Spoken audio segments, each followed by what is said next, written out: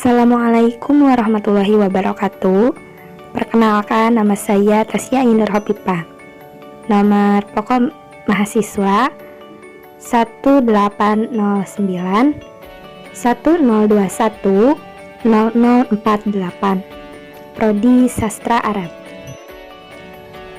Tujuan saya membuat video ini yaitu untuk memenuhi tugas ujian tengah semester mata kuliah IMLA, yaitu membuat video tentang penjelasan penulisan hamzah di tengah dan di akhir kata.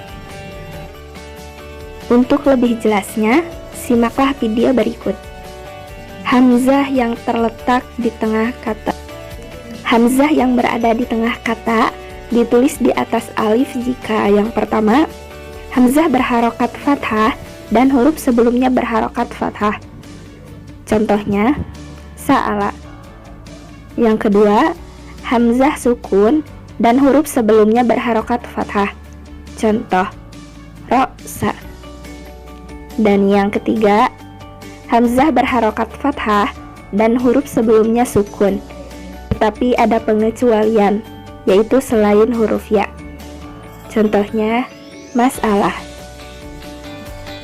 Hamzah yang berada di tengah kata ditulis di atas nabroh atau ya jika yang pertama, hamzah berharokat kasroh.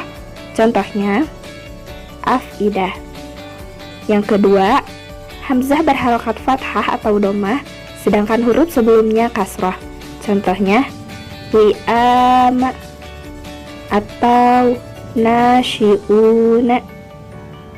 Dan yang ketiga, hamzah berharokat fathah namun huruf sebelumnya adalah ya sukun.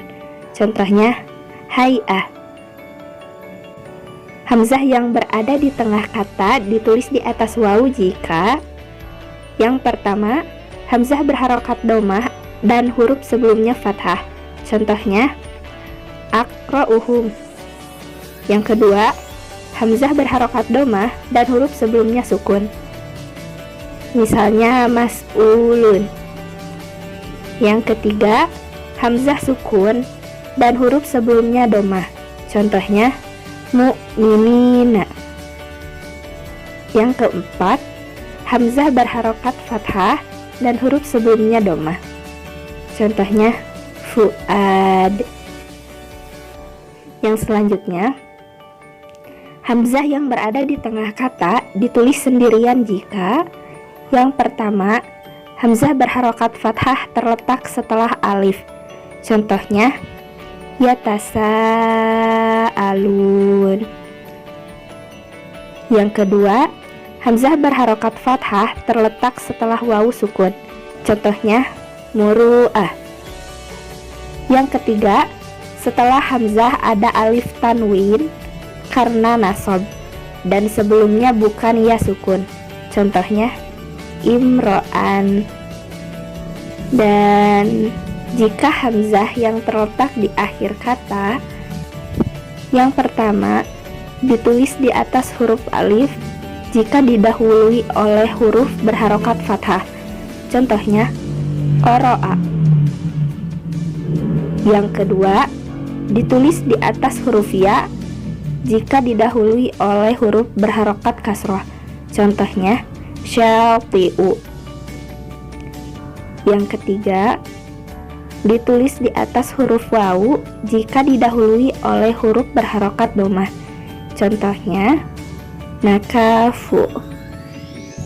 Dan yang terakhir ditulis bersendirian jika didahului oleh sukun. Contohnya, jaza'u atau syai'u dan wudu'u. Sekian dari saya, terima kasih atas perhatiannya. Mohon maaf apabila terdapat banyak kesalahan. Wassalamualaikum warahmatullahi wabarakatuh.